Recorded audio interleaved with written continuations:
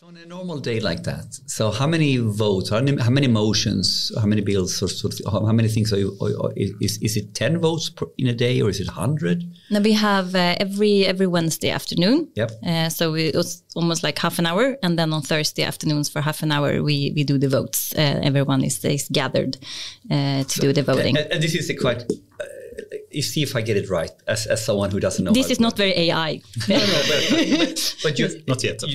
You're processing bills, you're discussing and all that, and then you come to almost like the final step is almost like an administrative or very mechanical. Okay, yes. Now we have 10 topics. Vote. You get this booklet on the table. You flip the pages, and it goes really, really fast. And we have to look around the room to see, if it's yes or no. And it's not really learning and discussing then. No, that has been done for years, potentially, or the same day. Or the same day. But then in the end, we get to that sort of voting time. Yeah. Cool. So it's like a ritual. Yes, it is. Mm-hmm. And this is because some other person went on maternity leave, is that? Or? Yeah, that's true. He's home with his kid now, so I got this opportunity. Yeah, awesome. Yeah. Congratulations, by the way. Yeah, thank you so much. And you will continue that for some time now? Or how long until mid-June. Mid-June. Yeah. Awesome. And can you just describe briefly what kind of questions will you be working with? Well, I'm in the social committee, so it's I always had the passion for elderly care and also issues that has to do with the youth and the children. So it's a good place to be in the social committee. Perfect. Nice. Well, with that, very welcome you here. We are very honored to have you, Liza-Maria Norlin. Maria Norlin. Yes. You're the General Secretary of the Christian Democrats. Now also a member of the parliament and also an author, right? Yes. With a book, I'm not sure how to pronounce it in English or translate it to English, but something about, leading with courage and values or something. Yeah, the courage to lead through values. Okay. Yeah. I'm looking forward to hear about that. But also like a spokesperson, like for digitalization and AI questions, right? In some way? Yeah, in some way. And I used to be like the process manager for GovTech Sweden. But now in the party, they usually ask me questions when we are discussing themes on digitalization. Yeah. You and Erik Slottner. Me and Erik Slottner, we're the team. Awesome. We need to talk a little bit about the book at some point in this pod. So, because that's not me on the front page. No. Yeah, I'm just because I find the subtitle is super interesting in so many ways.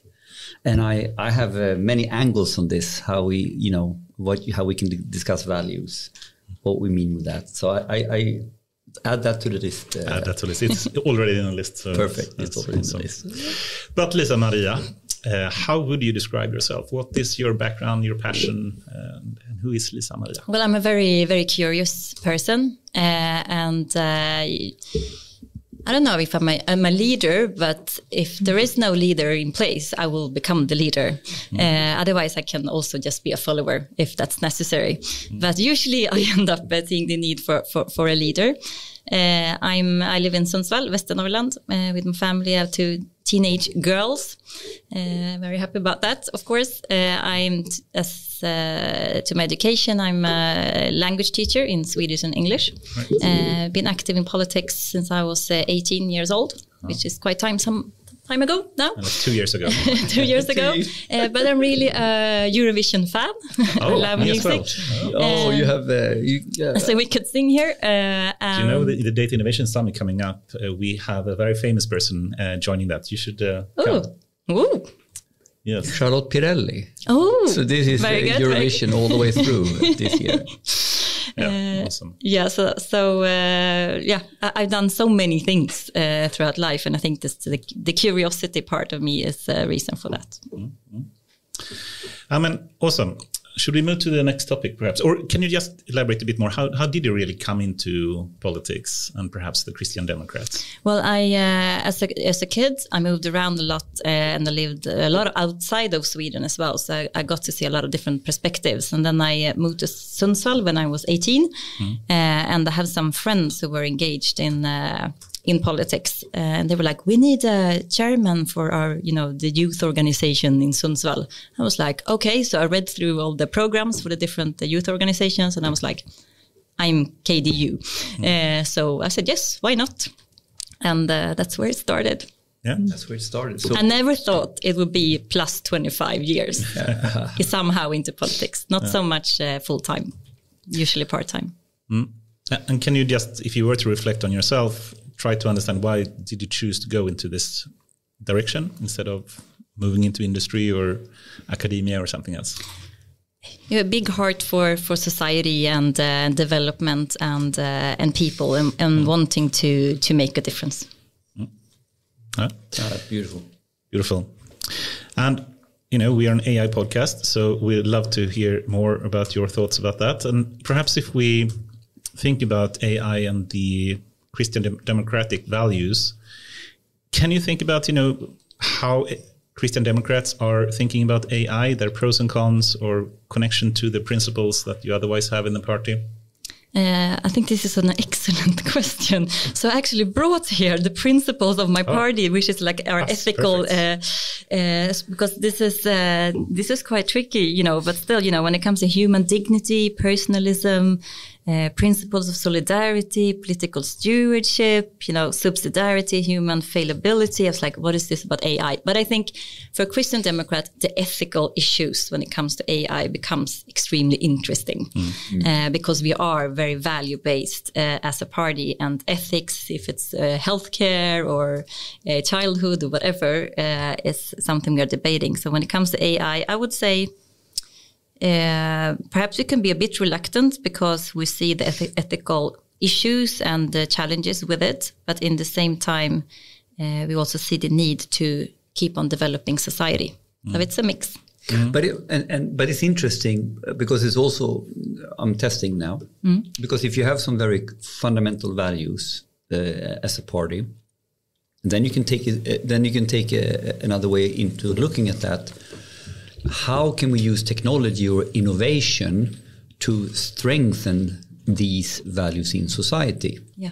So to some degree, like if you look at some of your core values, they are quite complex in terms of multifaceted, and they are quite complex in terms of sort of looking, navigating them. So you could imagine then at some point when you go from values, how do I operational values? So how do I go from a poster to real life or real work or real everyday stuff?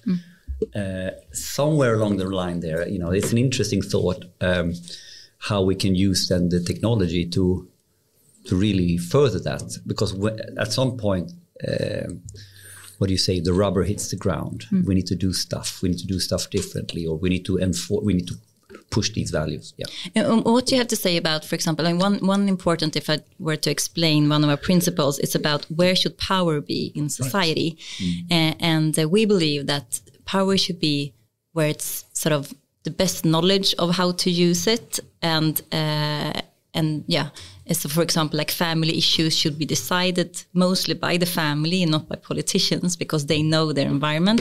Environmental issues is very good if it's on the EU level, because then we can help each other among the countries. It's a global issue. When it comes to AI and technology, who should make the decisions? Who should lead this? And then it comes into my data, big data, and all these kind of questions. And I think where should the power be? What do you think? What's your answer to that? I can answer it very strongly, in fact. Tell me. And I can answer it with analogies and metaphors to large organizations, enterprise, where it's sort of my home turf.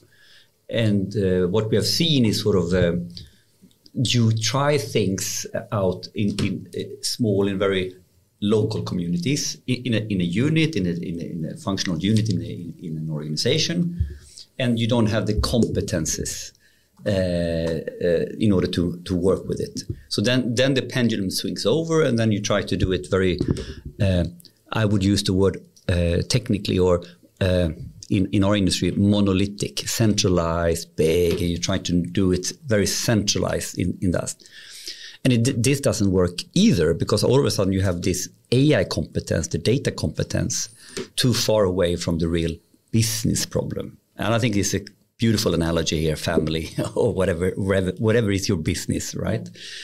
So So the going mindset in many of these things is that we need to strike a balance between what is standardized or what is sort of patterns that we all can use, that is sort of done for the greater good centrally, but then executed on, or what exactly we should use it for, is quite distributed. So the world is getting more and more distributed in terms of technology and data and how we use AI and many different use cases. So whether you like it or not, the technology goes very distributed on this. Or you wish, right? I mean, is it really true in the real world? I mean, today we can see the power of the big tech giants, the superscalers of the world, gaining more and more power. Yeah. And they are potentially even accelerating that divide between the normal companies and these kind of superscalers. Is that something you've been concerned with, or?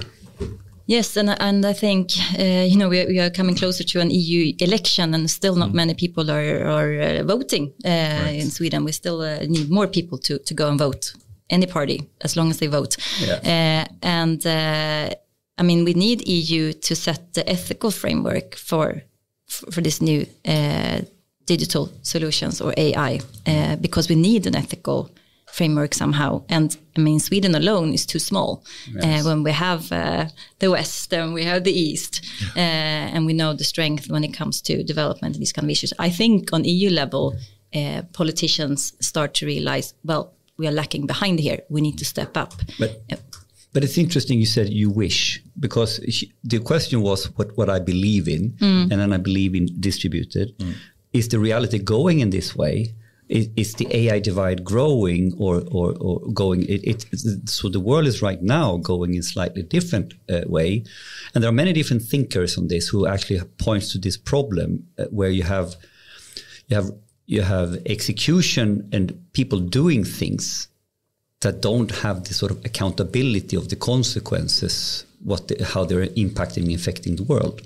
So here's something like what you're talking about is a super, super big topic. Yeah. How this sort of goes hand in hand, and how people can do things in technical power without having accountability for the implications of what they're doing.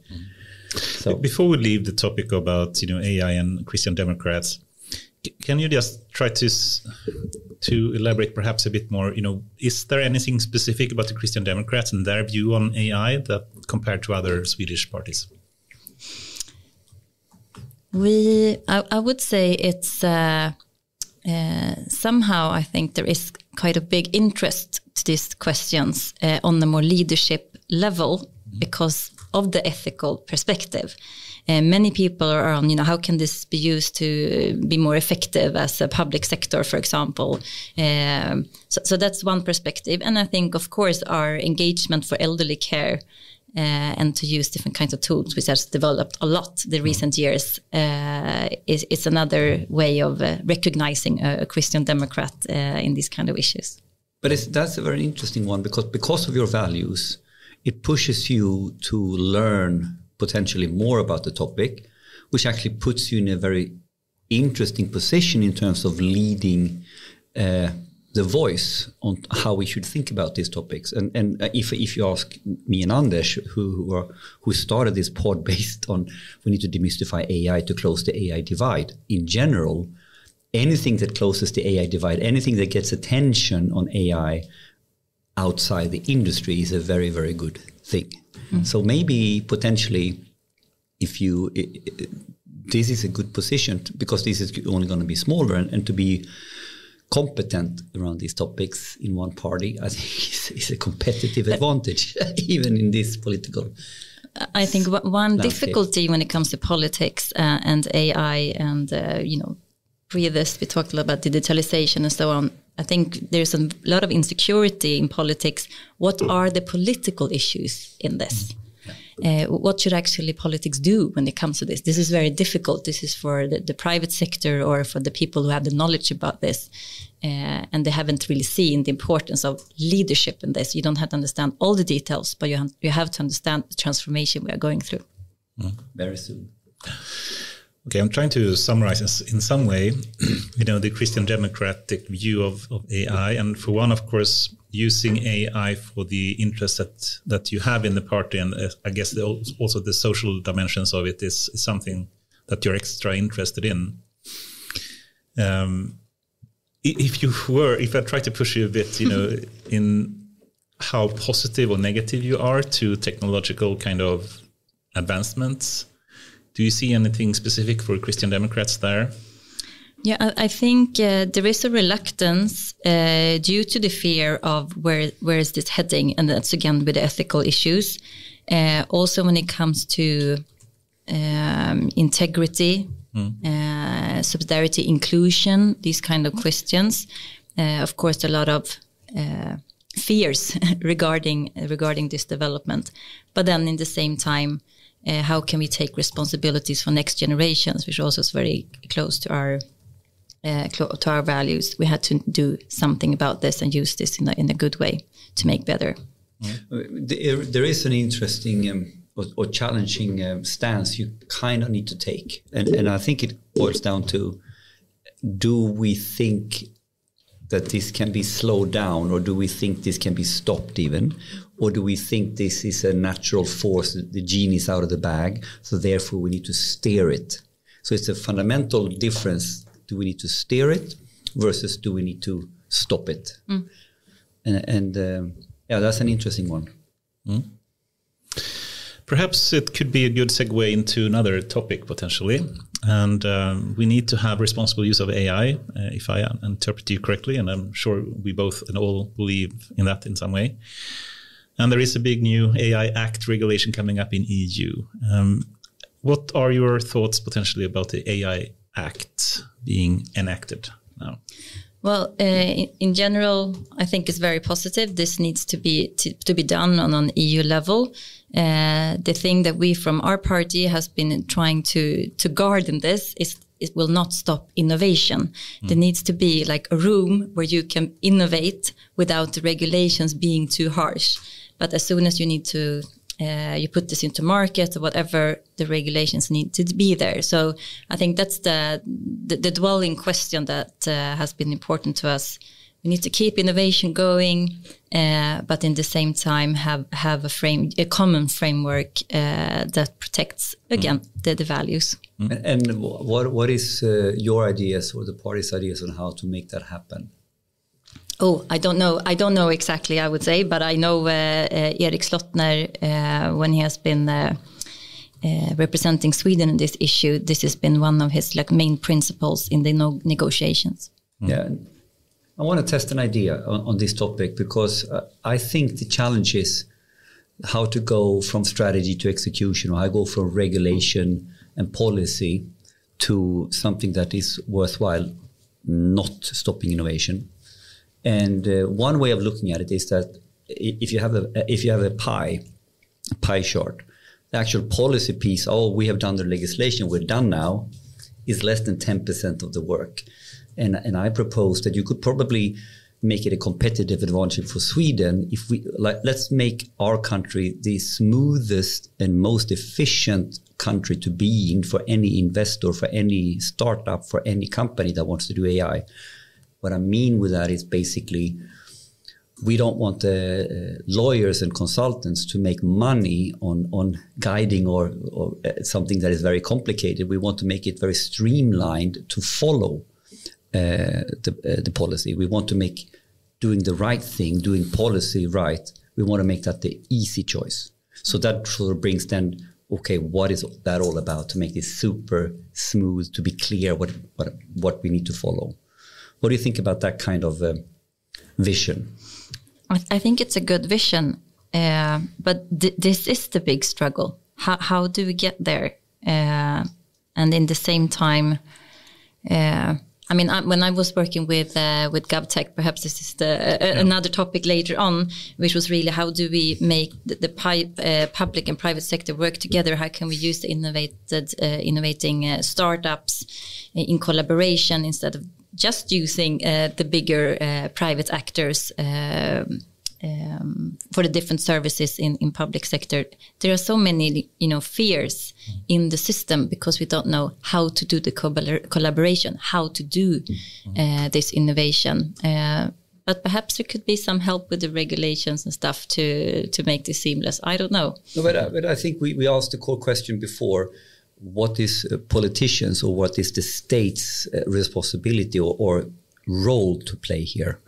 And if I then argue, well, you want us to follow regulation, so you need to put heavy investment in terms of making following regulations smooth. So how do you digitize that process? How do you digitize that work? So you can do a lot of things which, in my opinion, becomes a no regrets. We are simply smooth in working with this because we have invested in really not stopping at the first piece of pie, but going the whole way. We went the whole full circle, therefore, and we invested in that, and therefore we are great at that. So I think there potentially to go from high level to execution, that's a lot of work. Yeah. Someone needs to pick that bill up, and that is, I think, a political will and agenda to do that could be interesting. Yeah. So just trying to close the topic a bit about the AI Act here. I guess you can say there are pros and cons with this, or there are risks and opportunities, so to speak, with a regulation like this. Are you positive or negative in terms of will it actually be able to foster innovation, or do you think it will be a hindrance as it is formulated right now? I think it's positive in general because we need something to hold on to. Yes, and that's a start. And then we can learn and adjust. But I think it's a good beginning. Yeah. And I guess it boils down to how we really implement it. It's one thing to have the legislation, and then we have to basically make the rules in Sweden as well connected to this. So that will be something I guess you will be working with as well in coming time, right? Should we move to GovTech? You brought that up, so perhaps we should. But before we move to GovTech, I want to learn a little bit more about what it means to be a party secretary, and if we can explain that role in not the political for someone with no political background like myself. I have one boss. Yeah. And my boss is the party leader, Ebba Busch. Yeah. So that's simple. Yeah. And then we have an organization with employed people. We are sitting in the parliament together. So I'm running an office with a lot of colleagues, but we also have like almost 25,000 members around the country. And most people in politics are not employed. They are there on their free time. So it's very interesting to lead an organization like that. So on an everyday basis, very, very, very busy, and the days never really end.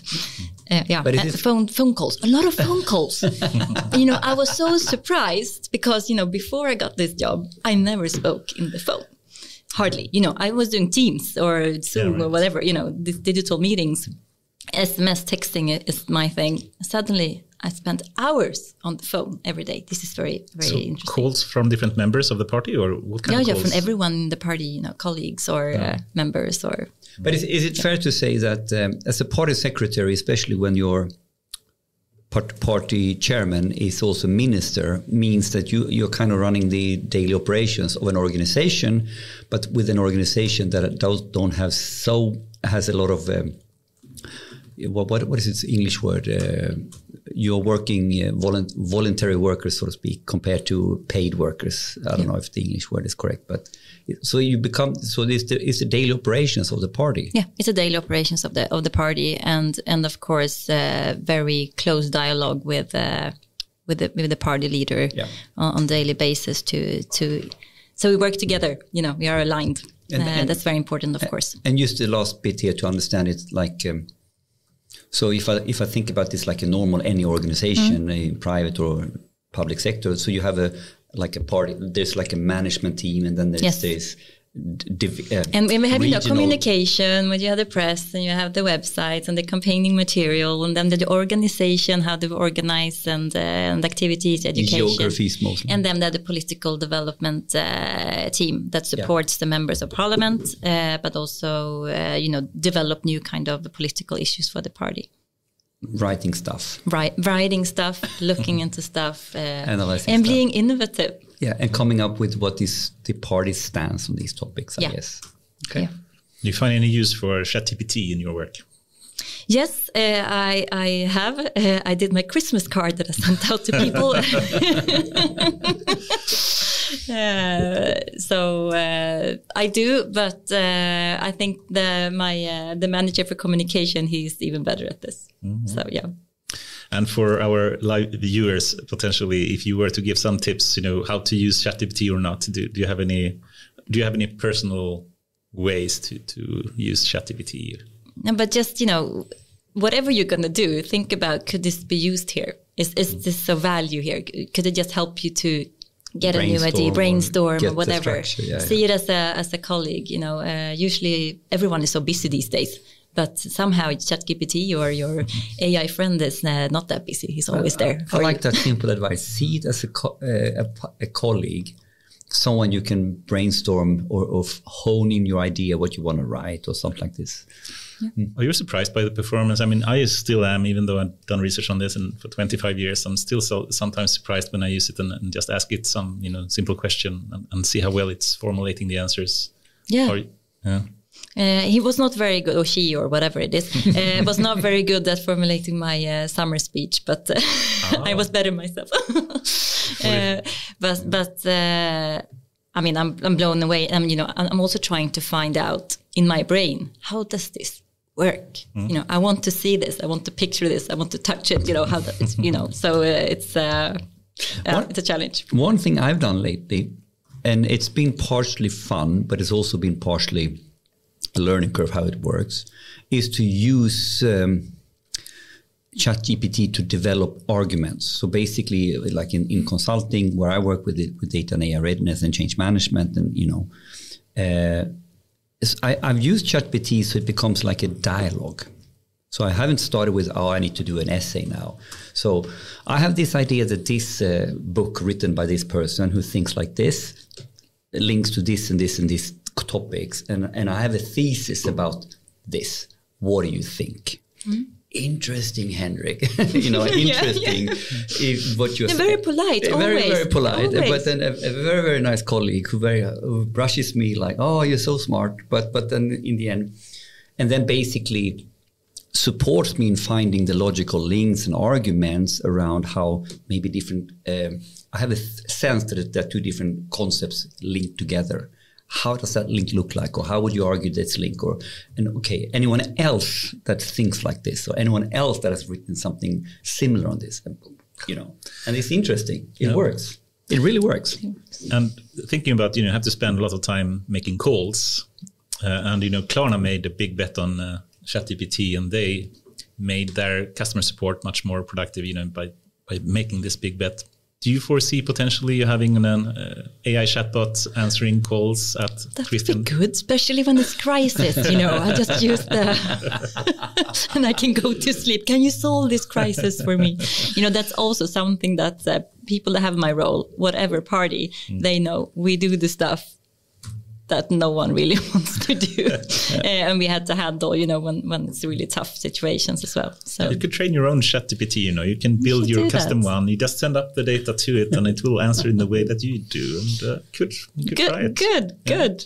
So or you could do the one, ChatGPT, how should we handle this crisis? Give me a 3-step process. 3-step process here, and I would use it. That would be actually Goran has trained his own one, and you can do it as well. You don't need to program anything. It's like extremely simplistic, so I'm not like this guy. So this guy knows everything. So, but they have done it extremely simple how to use it. But of course, you need to also know the limitations of it, because what I understood and how it works is basically like a human would do. Mm. It will only answer to the capabilities of the knowledge that the one has. Mm. Right. So if it doesn't have so much knowledge, it will just basically give you what he thinks is right with that specific knowledge that he has. And I mean, this is so interesting because, there is so much knowledge in an organization. Mm. And, we have so many Excel files and we gather all this blah, blah, blah, and all the programs we had for different conferences. What if we could actually use this and help us to think and be innovative? I mean, I see so much possibilities here. This is truly where it's going. And we have different techniques for uploading the knowledge and the token space, how much you can upload, it grows and grows and grows right now. So potentially now, if you can upload a lot of pages, a lot of stuff that basically frames their thinking in relation to exactly this. So this is completely doable today. Yeah. This is Copilot. I'm not sure if you use Microsoft products or not, but they have a lot of support already for. If you use the latest Office with the ChatGPT Copilot support, it can basically do that today. So it could be something to try out. So instead of starting with the prompting, you start with uploading 50 documents. But do you know leaders for organizations, or it could be private organizations, that are very good at using this to help them become better leaders for their organizations? Do you have good examples of this? I have one example from Tetra Pak, and I wouldn't say it's a leadership example, but it could. I think it could be applied. And here we have this a very simple topic. Tetra Pak builds huge manufacturing plants that puts out milk or whatever. And of course, they are made up of thousands of small modules, and those thousands of modules are made up of smaller modules that break. So there's a vast number of, when you want to find the problem and then find the right spare part, that's something you call customer service, and you talk about that, and you're trying to identify the problem and then the spare part. Of course, all this information they have already done a pilot on to upload that for their main service lines. And where basically you get fairly good results in relation to this. So if I then take that into leadership, the core question becomes, what should you upload into the leadership document? If I go to Vattenfall, where I used to work, you would upload your corporate governance. You would upload your policies, your corporate governance, and you would basically upload some stuff that basically frames them. When you answer these questions, these are the fundamental governance policies. If I follow the governance policy rules, what are my options then? Quite easy. You should just upload your book then. Upload your book. But before we move into this topic, you could do that. Before we move into that book, it would be fun to just hear your thoughts about. It's actually that simple. Yes. Lead by this. We mentioned GovTech Sweden. Can you just briefly at least describe what it was and how you got connected to it? Well, I used to work at Bron Innovation, which is a digital innovation hub in Västernorrland. And we have been for many, many years working with, because we have a lot of government working with digitalization and IT, it used to be IT, and also in the private sector. So they started Bron to collaborate and work together. And I started working there, and they asked me to find, first of all, some projects related to using data to make good in society. And we realized that what's hindering us from this to actually happen. And we realized it has to do a lot with the sort of soft infrastructure, the way we work, then the knowledge issues, etc., etc. We had good meeting places for the ones working in private and public sector, but it didn't really happen. This true collaboration didn't really happen.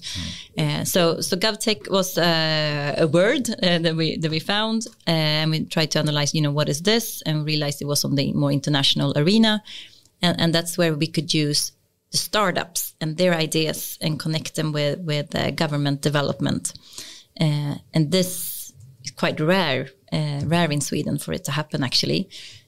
So we wanted to join people in Sweden who wanted to work with us, but there wasn't such community. So we started GovTech Sweden as a community and ecosystem.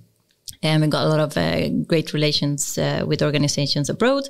And we said, let's do this. This is who I am. If it's not there, let's do it. And we create something. So it's up running today. So it's really nice. What was it? Was it a conference? Well, we started off with a conference, GovTech Day, and the thought of that was, we gathered people and was like, do we need this kind of network? That was like the main topic for the first conference. Do we need this? And I gathered, I think, was a group of 5, one from national authority, one from startup, one from SME, small business, one from a municipality, and I put them around the table and I said, let's create the vision, let's create values, what is needed here. And we created sort of the framework for GovTech Sweden. And that's where the journey started. And today we are part of a European big project on this topic. And we are the Swedish part of this collaboration, which is really, really nice. And I hope it's going to So conferences, can it be seen like an accelerator trying to help startups get connected? Yeah, I mean, we had an accelerator next door to Bron, so we could just, put people there. So we made sure that accelerator had a program for GovTech. There was also one here in more Stockholm environment. But now we're doing pilots in this new project on the EU level. Mm-hmm. So we collaborate and learn between different countries in EU. How can you actually make a startup, work with now Örnsköldsviks kommun in Västernorrland on, for example, energy issues, and develop something, and how can other countries also use this technology if they want to in the next level? Because, I have, when it comes to beliefs, I believe the best things are when you develop them together with also the people who's going to work with it. Yes, you cannot 100%. just you cannot have a finished solution and just put it there. This collaboration makes the perfect designs. Mm. Yeah. So, and this is so deep, that question, that belief, because it goes into AI data and everything. It's about co-creation between the tech skills and whatever business problem you're having. And in fact, this is, in my opinion, one of the biggest problems when we are not co-creating, but rather we say collaborations, but what we're doing, we're ping-ponging. It's different. Do you see what I mean? But so you could summarize that with GovTech, you're kind of driving a arena for open innovation, where the open innovation happens by cross-pollinating or co-creating between different competencies. In this case, then maybe the public sector domain problems and needs, and different other types of actors who can then come with a diverse set of ideas to cross-pollinate to new solutions. And Henrik, you were part of this, right? Or connected to this? I mean, like, so very early, I think we met, I can't remember, it was like 2016. Something. Oh, no, 18, somewhere there, when you were at Bron Innovation and you were on the journey to basically start looking at this. This was before GovTech. Yeah. And I think it started with looking at how do we build a community in Sundsvall. Yeah. And if I can reiterate on this, I think like the observation that you made or that we could make is that there is a growing competence around data and AI, very specifically, very niched. And it has some sort of center quite close to the large cities like Stockholm, and you have and the employers around there that you have like Spotify or whatever. How do you create this climate and this environment in Sundsvall? Yeah. And on the one hand side, you have a lot of the public sector is quite large with the public verk. I don't know what you call it in English, like the big public sector players. Yeah. Departments and then on the other side you have an IT community, and maybe the IT community there has not been exposed to the data AI topic in the same way as so how do you start building both the consultant community and the buyer or user community, so to speak? And I think that's quite early when this was sort of how do you build education around this, how do you educate them? Yeah, that's how I remember it. Yeah, and I think we talked a lot about middle management when it comes to also who do we need to educate in this? Yes, I remember. And that's what we spotted, if we're going to educate someone, it should be like the middle management level. Because as you're saying also, we have a lot of consultants in Sundsvall. How can they also be producing products or services in the long run that we could also sell and export to other countries? And please. And I was planning to close the topic a bit, but I can just say the vision for GovTech Sweden. How we formulated it was to co-create, to accelerate public value. So the public value was like a key word, and there's a book I think from the 80s or 90s somewhere talking about this, which is very interesting. So how do we co-create to accelerate public value in the digital transformation? And I think this is one of the strong when we met the first time. It was this. The core value here is co-creation. It's actually not collaboration. No, it is co-creation. That's different. And it's different, right? And I, why is that different? Because I think this is at the core where people actually do this wrong. Yeah. They think they are doing something well, but they're not really co-creating. They're listening to each other, they're collaborating, but they're really ping-ponging. So what is the difference, collaboration and co-creation? I think you need much more of trust and transparency and openness in collaboration, in co-creation than in collaboration. And you have also to be ready that someone else will perhaps be the one who gains more value from this collaboration as well. I mean, somehow we do this for something bigger and to make this as good as possible rather than collaborating. So this would be good for you, this would be good for me. There's somehow a bigger cause, but you actually do and develop together.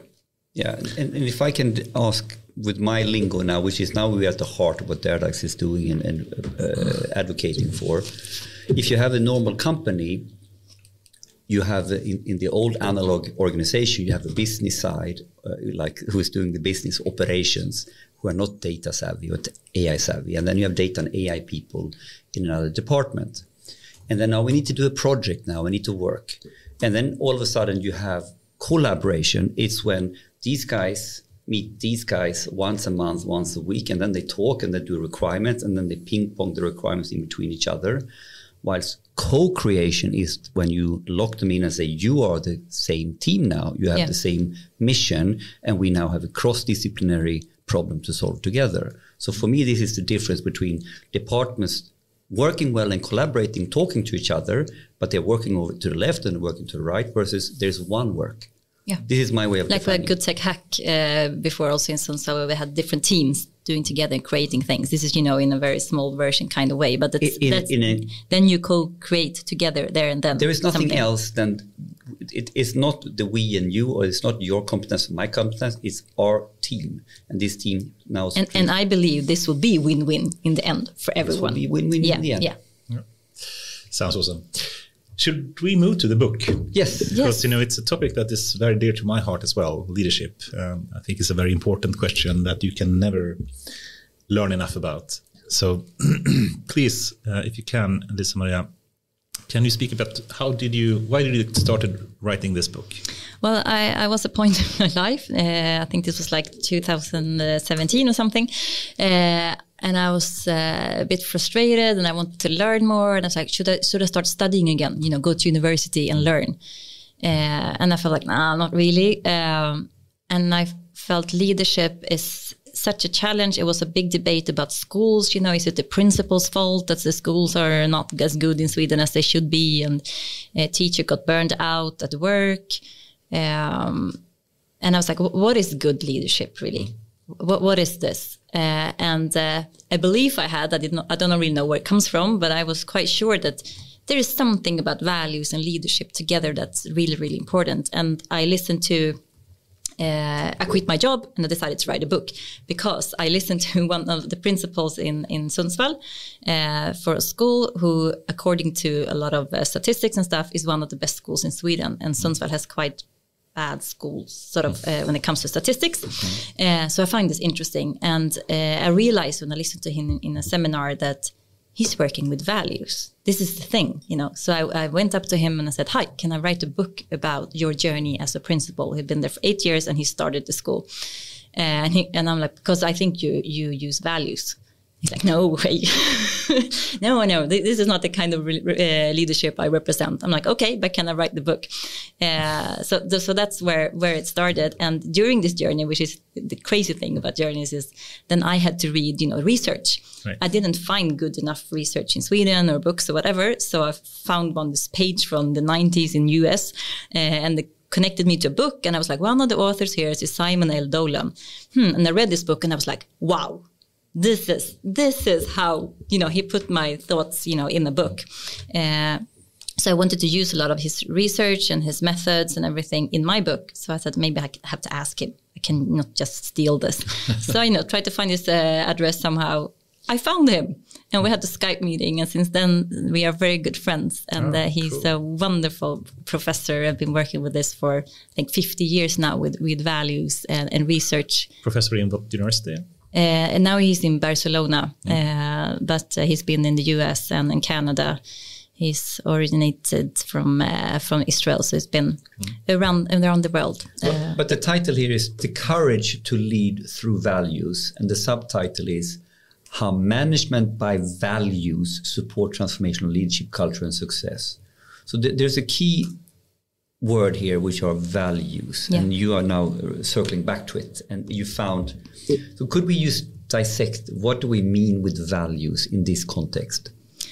Well, values is so fundamental for humanity. It's somehow the rules of the game, the rules of life that could be on a personal level, of course, but also in an organization. You could be aware of them, or you could be not aware of them, but they do exist. And there is a very good picture in the book which shows like a sequence which help us understand what values are, because before values you have beliefs. And the beliefs that you have as a human person is put into you, probably in your mom's tummy. So very, very early, and you cannot change a person's belief. It's very, very difficult. And then in early times of life, you create your values. If you break, if you do something against the values that you have, you will feel it yourself. Values is not like external things. It's in you. And it's the same with organizations. In the sequence of beliefs, you have values, and then you have norms. And norms, they are created from the different values in a society, and you have the norms together. If you break the norms, people will react on what you're doing. So that's create friction. You create friction, and then you have attitudes, you have behaviors, and then you have results from this. And the whole point of this is you can, as a leader, totally focus on the results that you want. I'm going to lead because I want to be the biggest party in Sweden, or this and that, or, the sales numbers will be this by the end of the month. Or you can start from the other direction, that you work on beliefs and values, and that will take you to great results. That's my belief. I like this. I remember, when I worked at Spotify as well and heard Donald Ek speak about the way he tried to lead the company. One value, at least, that he tried to lead by was not really, of course, not commercial success, but it was really the user experience in some way, and finding the true value for users, but also for creators in that sense. So I think at least it partly perhaps connects to this, that if you're guided by some kind of core value, it will drive the results in the right direction, but it's more general, or what's the advantage of being, led by values compared to results? I think, some people are very sort of goal-driven, of course. I've been a teacher. You can pay your students and they will get a good grade. But I don't know if you read the book Drive. It's also a very good book. And if you want to have change in the short run, you can, as I told you, you can tell your kids, you get $100 and you will do well on the test. This will work now, but it will not create the inner motivation in the long run. Right. So the question is, how do we create these inner motivations? And that's what values does to you. And values will help you create the perfect team in that sense also, because you will connect people that are aligned with those values. There are so many things to say about this, but it is a huge difference. It doesn't mean you should not have goals, but they need to be aligned then with your values, and then they will be very strong as goals as well to work with. So management by values, as it says there, is a contrast to the beginning of the 20th century, when you had the management by instructions. As a leader, you can just give instructions and the workers will do what you tell them to do. Then we have the management by objectives, which is quite still common today. But the new thing in this complex world, in a world where things are going faster and faster, the only way to run things is by having values as a base. Mm-hmm. But I think there are so many layers on this to also make this very practical. So, and now I go back into the research and what we've been working on in Deradax, where we basically say, why do we fail, or why don't we move faster in terms of becoming data and AI driven? And then, and then we can understand what is symptoms, why it's not working, or we can try to fix that. Or we need to understand what are the roots to this symptom, what is the root to this problem. And when you do that line all the way to behavior, the problem I find is that if you're working too far down that curve, you're really only working in symptom space. You're not working in root problem space. And my hypothesis is that when it comes to succeeding with AI, succeeding with technology innovation in a good ethical way, it has something to do with it. There's something in our norms or values that have shifted. So, and the way I look at this, we use the word heuristics. Have you heard the word heuristics? Everybody lives by rules of thumb. In order to make sense of the world, you form norms. Yeah. So there are norms formed in a company. This is the way we do things. And there are some very, very deeply rooted norms in how we organize. For example, we have our functional division of labor, and we have done that for many, many years. All of a sudden now, that norm is an anti-pattern. It doesn't work like that. We need to work co-creation. We need to work cross-disciplinary. So now we need to break a norm to say that the norm is cross-functional. The norm then stemming from a different value. So the value drove a norm that drove us into division of labor, that drove us into something that made us successful in the 1900s. In order to fix that problem now, you need to go all the way back and understand the norm and the values have shifted. And the tricky part now is that we're not now anymore talking about values on a very fluffy or godlike point of view. It's like Daniel Ek's, what is the core values and principles, how I believe about business. Couldn't it potentially also be that if you are driven by too much numbers in terms of quarterly results, then potentially you may optimize for short term, but it can potentially be a suboptimal way of driving it in long term. And values are more stable in some way. So if you drive it by values, it will potentially be more long-term. Fully agree. Yeah. And I usually say that, values are your identity, organization, and personal advice, but it's also your map. When you have to make decisions, you should go back there and think, what is guiding me here? But it could also be your anchor when things are sort of shaky. Yeah, but and the point I'm trying to make now is that it's easy to discuss these topics on a very sort of soft level in relation to, I believe in ethics, I believe in good, blah, blah, blah. Equality, whatever. Equality. But I believe we need to think about these topics on a very, very daily operational basis. So I take like another very pragmatic core value. I believe in cross-functional teams. I believe in diversity, not because a higher goal, because I want to co-create between different perspectives. So for me, that becomes a value now that is very, very deep down on an operational level. That if that's our first principle, everything we do is cross-functional in thinking. That should then permeate into how do we organize, how does our processes look like, et cetera, et cetera. So for me, the important thing not to misunderstand this is to take values into something which is sometimes very, very tangible. Do you agree with that? And that takes courage. That's why the title is Takes Courage, because usually when I do that, we need to add someone more to the team. I need to ask one more. People say to me, it will take more time, Lisa. Yeah. Don't ask one more, just do it, But I'm like, but then this will not be as good and the as problem, if I get another perspective. So if you now want cross-functional teams and you don't want that, what you're doing now, you're breaking the norm. No. That's not your budget. That's not your mandate. You don't. The data guy is over there. Don't you worry about this. You should only worry about requirements. I don't want to work like that. You say. Yeah.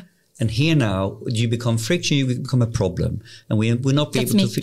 We will not be able to fix this. But so I think this is so profound. But I think it should not be misunderstood as high-level fluff. Really true. Very true. I think it's how can we make this very operational. And I think that's why I used a case with I have the research and the methodology and everything, but I also have a principal who has been doing this in practice, in everyday work, in an organization, which has been very, very successful.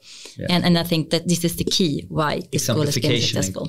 And also the founder of this school also had the beliefs and values. Can we connect it to AI in some way? Yes. Is it, well, please, do you have some idea for that? Or is it simply if we want to improve or believe or have a value that AI can have a big potential, Or how should you think about AI potentially connected to the leadership thinking in the book? Well, then again, because, why am I as a leader? I'm trying now to use AI in my organization when it comes to when we gather a lot of data and ideas from all our 25,000 members and so on. Why am I interested in this? Yeah.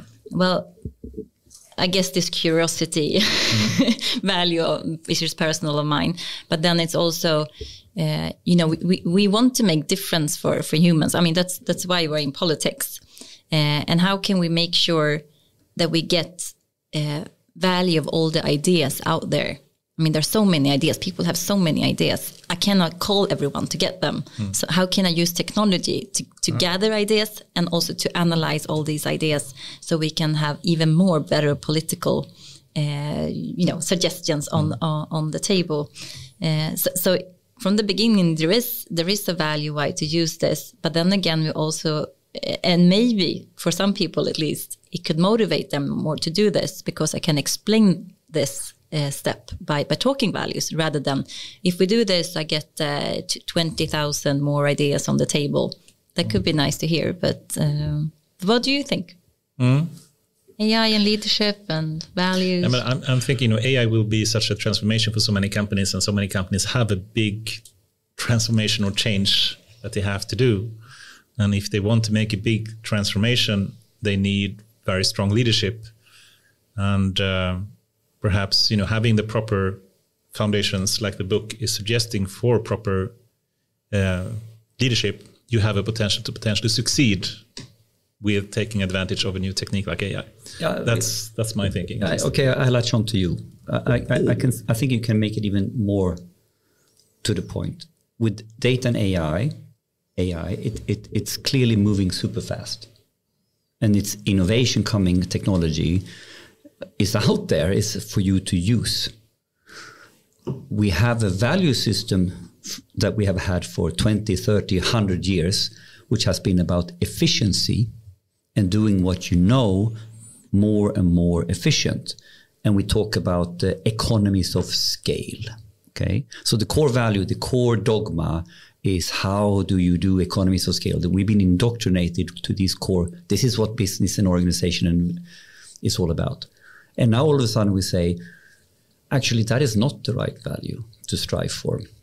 The right value is to strive for adaptability, flexibility, economies of learning. So we are not here to cost cut. We are not here to increase efficiency in the old way. We are here to reinvent our process constantly. So your core value has now shifted from cost cutting, efficiency obsession to adaptability obsession. So now you need to instill in the whole enterprise. There's only one game. It's adaptability. No, it's cost cutting, it's efficiency. No, that was last 100 years. So for me, then that goes, what are the core values?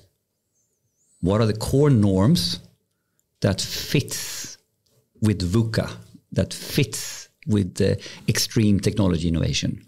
And what values and norms fit in a more slow moving economy? So that, so I think that's where you need to really, that's my connection there, that we now need to go down into our belief systems and unlearn stuff that was fitting for a much, much slower moving economy. Have you listened to Katarina Gidlund from Mid Sweden University? She's doing a lot of research on digitalization, and she usually talks about this, that the values today, as exactly what you're saying, Henrik, is from the Industrial Revolution. Yeah. And they fitted in the Industrial Revolution. There is a new era now. What are the new values in this system to make us successful? And I can make an Elon Musk comment on this. We have always joked he's impressive, right, in many ways. Crazy guy, but still impressive. He uses the words first principles. So it's not the same as values, but what he's trying to understand is how do I go down to the very fundamental mechanics of making this work? And that became a value in itself for him, that we need to question everything until we get to physical laws, more or less, and in understanding to reinvent stuff. So there's a belief system, a value system that is very closely connected to going to first principles. And what we're talking about here is those norms, those values, this is a change of first principles in how you organize business or how you organize government sector. Yeah. I think that's how it really thinks. Yeah, and simply also to phrase it very simple is, if you want to, every leader or boss of some company wants to say they have to use AI somehow. And so many, unfortunately, I think of companies think, okay, how can I make money? How can I reduce the costs that I have in my company by using AI? If that is the core driver for you to use AI, they may not succeed as well as they could if they instead thought, I have these values in my company. How can I use AI to increase them? Right? This is beautiful. Yes. No, and I think you mentioned the private sector, but I think it's so much the same in the public sector, right? Because, for example, in the elderly care or the hospital system, we will not have enough workers, tomorrow. Yeah. And how can we use technology? Because we need to, we have this big challenge, or we don't have enough money, so we need technology. That's why. Yeah. And this driving force, I think it creates a lot of stress. It creates, will I get, this value in money for every money, coin invested, instead of thinking, how do we build a really great healthcare system using the technology? Well said. I love the concrete examples as well. And unfortunately, you hear people say, I can reduce the number of employees that I have in elderly care or something. But instead to think, how can I improve the value for the patients that we do have? And argue from that is the better set of principles, so to speak, to reason from. Yeah, and I think that will be effective in the long run, and you will probably solve a lot of the problems while you have it there. But it's the mindset you have initially. I think it's important if you're going to succeed or not. I think there's another angle on how values relates to AI, because if we start thinking about AI and doing AI for good and doing. And now we start talking about maybe even intelligent, autonomous, artificial agents. Then the core topic becomes: what are the norms and principles? What is the AI utility function when we are programming this? You cannot sort of just waffle through the value part or the fundamental part and get to the coding. You need to be quite sharp on how will this fit and will deliver on the values we want. So I would argue a value-led approach becomes super important when we start doing artificial approaches, because if you have the wrong values or the wrong utility function, it will use. Is it too late? No. It's too late. It's not too late. But it's more about the conversation on how you do this needs to move away from a very fluffy discussion on ethical stuff down to this level. You need to be able to bring this from ethics to this level to a real concrete level. And perhaps this is a good segue to speaking about public values. I know it's a dear question of yours as well, and specifically about. Oh, yeah, right. So yeah, go for it, Goran.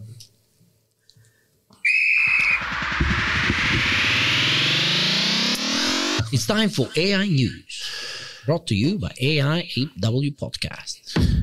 Yes, so we had a section in the middle of the podcast. We will get back to the question we started speaking about, AI for public values. But before that, we have a small break.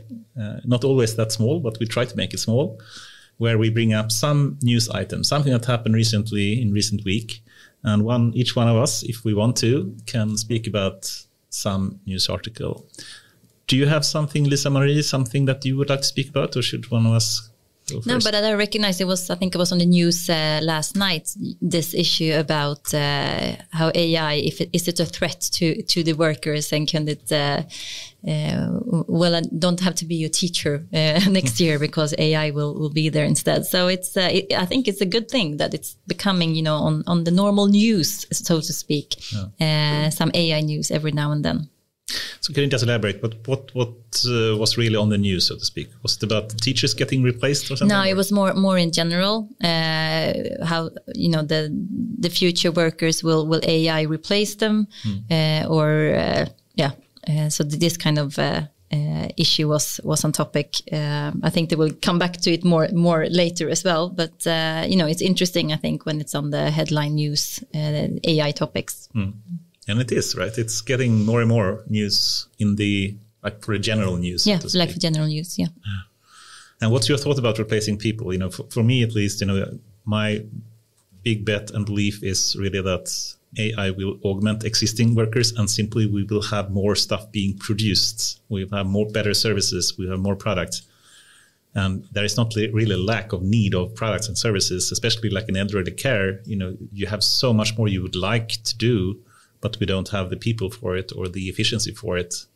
So, I mean, in my view, it's kind of strange to think that it will replace people. It will simply make us more productive.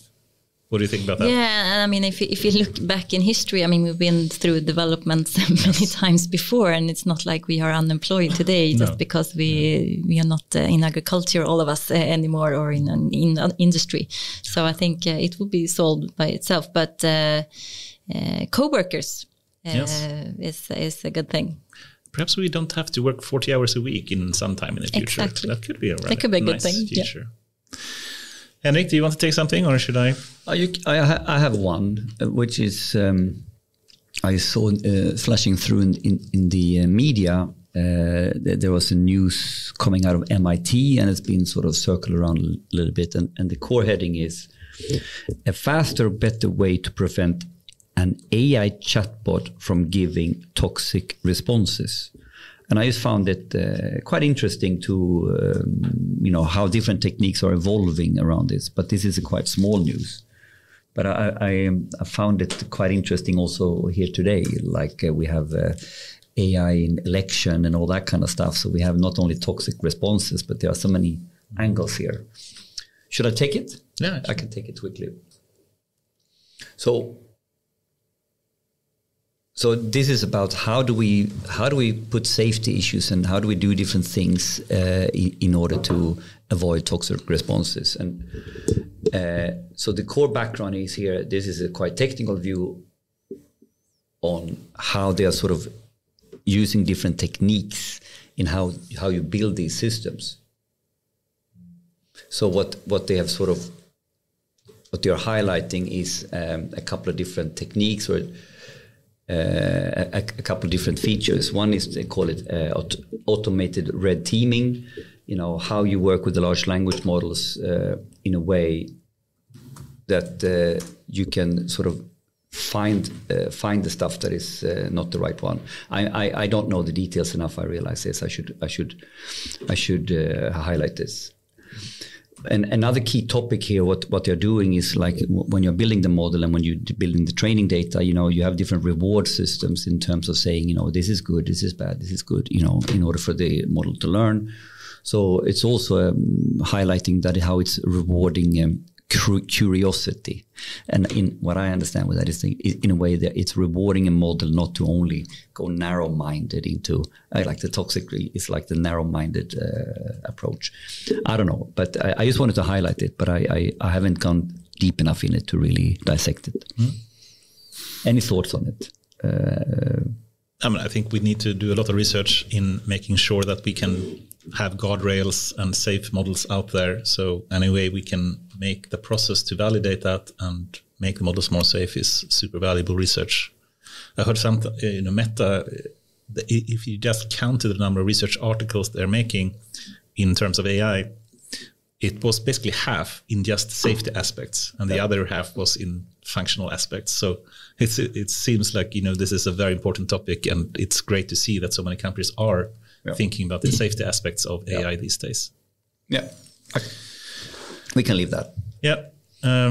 I can take one of my least favorite company, Apple. Do you have an Apple or iPhone? Or Apple computer and iPhone. You're an Apple fan. I'm an Apple fan too. I'm an Apple fan. I'm not, but I have an iPhone anyway, I can tell you. Anyway, Apple actually has not been very in the forefront in terms of AI, and they have not been building a big language model. They are starting to, but now they actually released a research paper. And, a lot of media got it completely wrong. They said, Apple now have a model that is beating GPT-4, ChatGPT-4, etc. It is not. But it's built for a very specific use case, which I think is interesting. So the paper was called Realm, Reference Resolution as a Language Model. So it basically means that they want to understand, given a piece of text or what's happening on the screen on an iPhone, can you connect what each like reference is referring to? So if you just like he or she or something, what is that reference? And also try to see, you know, what the connections are of entities on the screen or in a piece of text or in like background activities happening on the phone. And it seems that they want to use AI, a really small model that you can actually put on the phone. So you don't have to call the network, the cloud to get an answer. So it's a really small one. It's just a billion parameters instead of trillion parameters as ChatGPT has, or 1.5 they claim. So they really want to be able to put it on the next iPhone. And what they want to do is also to seem to be automating tasks on it. So you can basically tell the iPhone something like, please write an email and check my calendar for this and that, and then automate this task for it. So you can think RPA, but using it sounds like RPA. Yes, but then the model understands what's happening on the phone. And I haven't seen that much work in this sector before. And it's nice that Apple is trying to find this for this very specific, you know, problem in trying to do reference resolution and on the phone and on the screen and building a model on it, that will actually be really useful, I think. And I'm sure Google and others will do the same. But I'm glad to see that for one, Apple is releasing a paper publicly about it, and that they are starting to catch up a bit in the... Yeah, but I think that is the underlying news here. Apple released a paper because one of the examples when, you know, why I love my product in Apple, why does he doesn't, you know, but you think, you know, the way they have been running a very close shop all the time, not been contributing to the open source community, but using the stuff, but not contributing themselves. You know, it's, you know, from a values perspective, a co-creation perspective, perspective for the greater good. You know, if you want to vote with your wallet, don't buy an Apple because it doesn't really stand for those values. Yeah. And here now, interestingly enough, we see now papers from Apple, which we haven't seen so many. Yeah. Why are they doing this? Are they shifting in mindset, or are they, you know, do we know? That's a good question. I can guess, but I don't know. But if they want to have talents working at the company, talents sometimes want to publish because it's a way for at least researchers to, you know, have a career. So if they don't allow that to happen, they will not have talents working there. I think it's that. But this is so interesting because, I mean, so many times the the workforce is pushing the value system for the companies. Yes, very well said. Very well said. Well, companies do not have value. People do. So, do you think so? What, do you think a company can have value? What is a company? It's like people. It's an organization of people. So the people make the value, right? But Google's, you know, don't do harm kind of value that they changed, by the way, but still they can have some. Okay, you have forced value. So like, okay, you need to be carbon neutral. So yes, we're going to be carbon neutral. That is a force value, but the value actually comes from the people. You have been hiring people and building teams for many years. Do they have your value, or they have their own values, or collectively you build a value? But you very often, though, in an organization, try to define the organizational values, saying these are the core values of our company. Yeah, and it's important work, I think, for any kind of leader. Yeah, but when you start a company, you don't have value. You just let's do a product. Tell me a startup that actually has a value. But there's two different things here, because there's one thing to put values on a poster and have that as corporate values. But and I think what Goran is trying to highlight that, well, in order for you to live the values, you know, it's like someone said. Hofstede said, culture is nothing more than the collective programming of the mind. So culture values is then the collective, the real values, you know, not, so you have corporate values that you might think, but the beautiful thing is when the corporate values then trickles down into how we behave. Right? I think you can define it on an organizational level, just as define, yes, but can you, is defined the same as truth? This is the values. Well, you can as a person define values as well, but is it really the way it's exactly the same? Exactly the same. I mean, why are you as a startup starting to make a new product? I mean, there must be values behind that initiative. The value could be make money. Of course, you mean that could be the driving force, and I think these kind of values are different for. But I liked what you did when you took it down to the individual or personal level. So I can have my self-image, the values that I project to myself, even though I'm a psychopath, I'm always the hero, right? And then you can have the behavioral values, what you're actually doing. And then you can have, lastly, the perceived values from the environment. So I think there is a truth here, even on individual level or corporate value, you can have values that you state, but are you living those values? I mean, as a mother, you can say certain values that you want your children to have. All right, okay, so now we're defining their different values, like a commercial value, cultural value, No, maybe organizational value. I mean the difference between stated and real. For me, it's ultimately what is your, are you walking the talk, so to speak? And I don't in terms. My values is to exercise a lot. Yeah, that's my values. I haven't fucking gone to the gym for But we can also months. on a societal level have, we talk about society exactly. level, a common societal values. And today we see conflicts And here. country level and, European level. European level, Yes. is based on, values. But it's interesting. And those values come from Politicians and people, and they are people, and they are people. But I think this but is. they represent people, so But it's the same. It's like going from policy or written text to living by it or acting on it, behaving But accordingly. it's the same on individual level yes, as well. exactly the same on it's individual. a very I agree. philosophical theme. I think that we should spend quite a lot. should Is move this on. news, by the way? Did you have some? This is no. not news. Sorry. Right, but it's My good. fault. So, good to go back to Apple. I think that in my ChatGPT answer with my limited, what is called diapason of knowledge, I think that they need to step up the game. Yeah. They have lost. They started making deals now with Google and etc. to implement their Gemini, and they are way behind. And this is actually 14 hours ago. So Anders, you should confirm this because I couldn't confirm it on any other sites. It seems like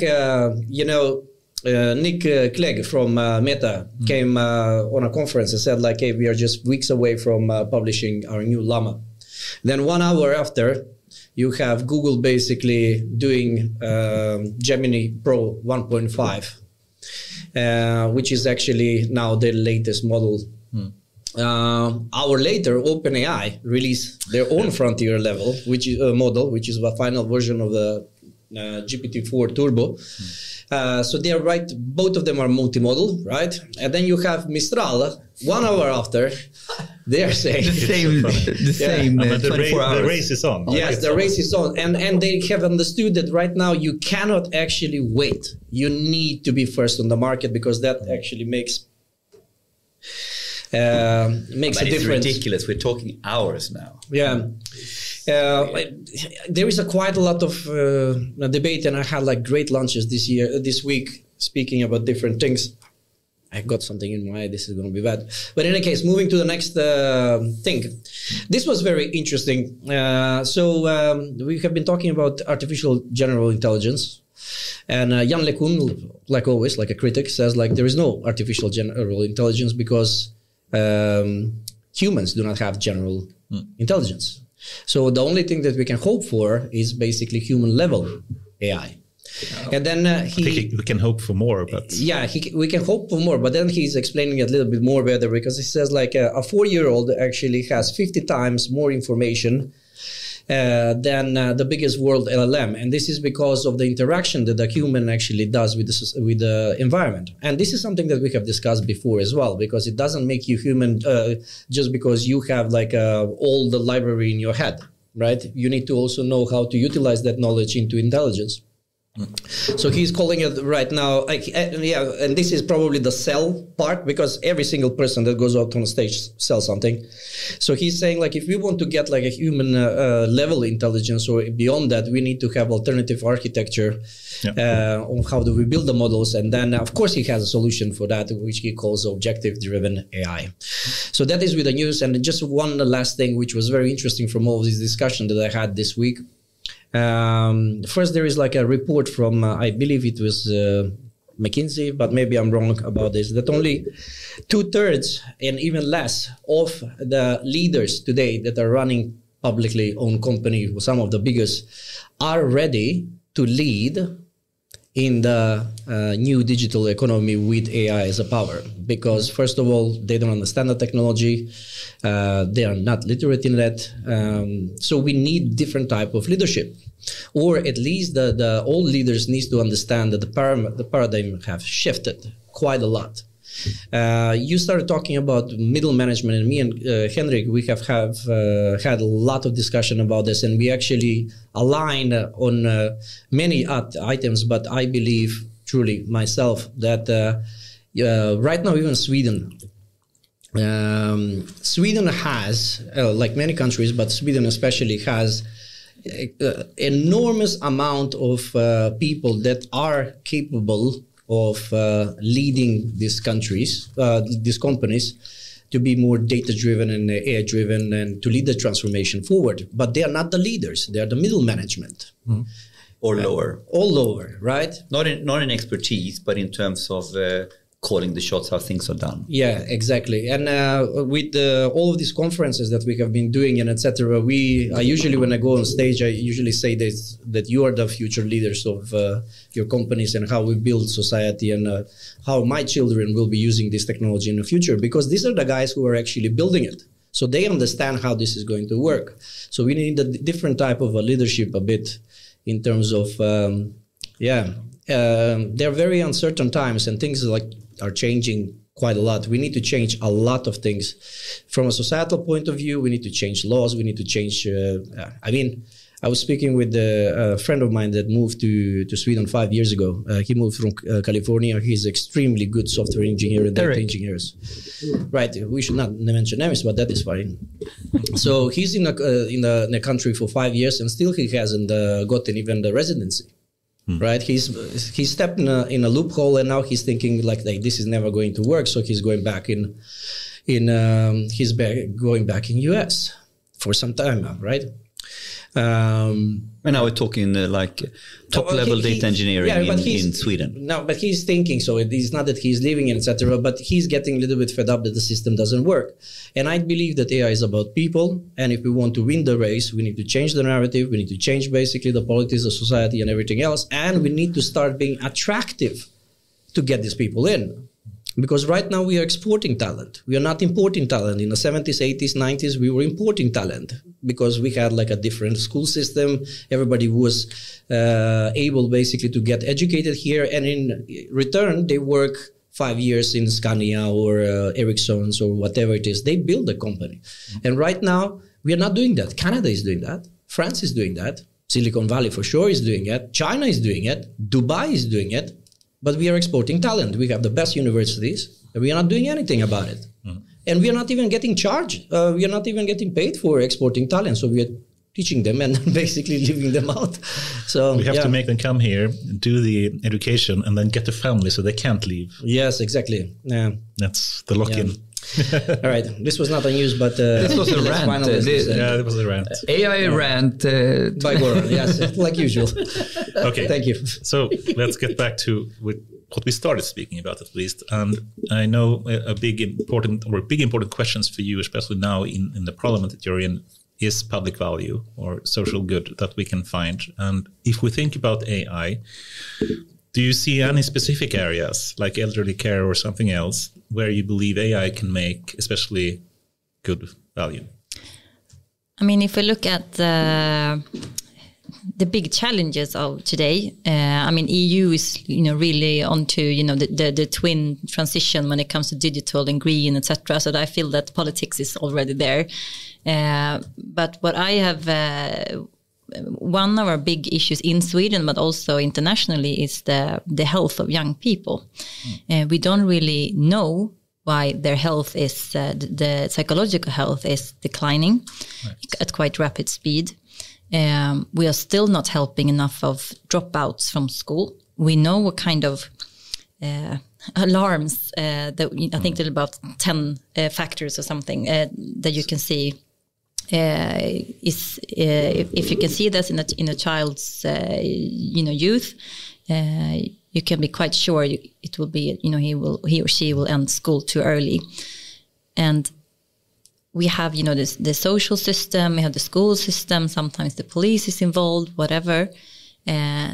they cannot share data as they should. I know the politics are into this right now, but my vision, and I think I have a picture with me, a project that I was, and this is politics also, but I did it in Bron because sometimes you use other places, data and digitalization for youth people, and it is about what kind of data can we collect about young people to prevent them from becoming dropouts or mental issues or whatever on a big social level. So we can see, okay, this is alarm clock. We can see already 10-year-olds are having this problems, whatever, but also very close to the child. And then, of course, that kind of data will be to the social health care team, whatever, in school, etc. But as soon as you start talking about this, people are very reluctant and think, we cannot use data about children because they are so valuable to us and the integrity and everything. Yeah, but they are so valuable. How come we're not using all the tools that we have to make sure that they will have, great opportunities in the future? We're missing out because we don't have the data. Teachers are alarming, but no one is listening because it's not data. It's a teacher saying, like, this kid is not feeling well. Okay. And I love it to be able to use the possibilities of technology, data and AI, and actually find early signs, I guess. Yeah. So proactively being able to prevent potential future. And it's the same with healthcare and analytics, because the data points are there, but the data points are siloed and they are not scattered. And what happens is that when something went wrong afterwards, and then you lay the puzzle, all the signs were there, all the opportunities to act were there, but we today only lay the puzzle afterwards. And from a technical data point of view or algorithm point of view, to create a signal system that allows preventive and proactive engagement, this is what you're talking about. Yeah. And then, of course, do that in a safe way, but still being able to take advantage of data from different parts. But we hardly look into these things because we find it too scary, and I think we're missing out things. So one of the important things that I feel that the big, challenges that we have in society, this is where we should begin. But I find this example extremely good. Because here now we have like the Kristdemokratisk political values. We started here. We have the core concerns, of course, about AI ethics. And now we have a very real situation where clearly so far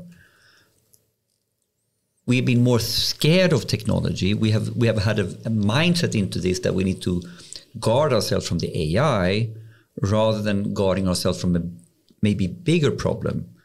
And I think this becomes now the ethical dilemmas and the ethical navigation that needs to be done. At what point in time, do we balance this?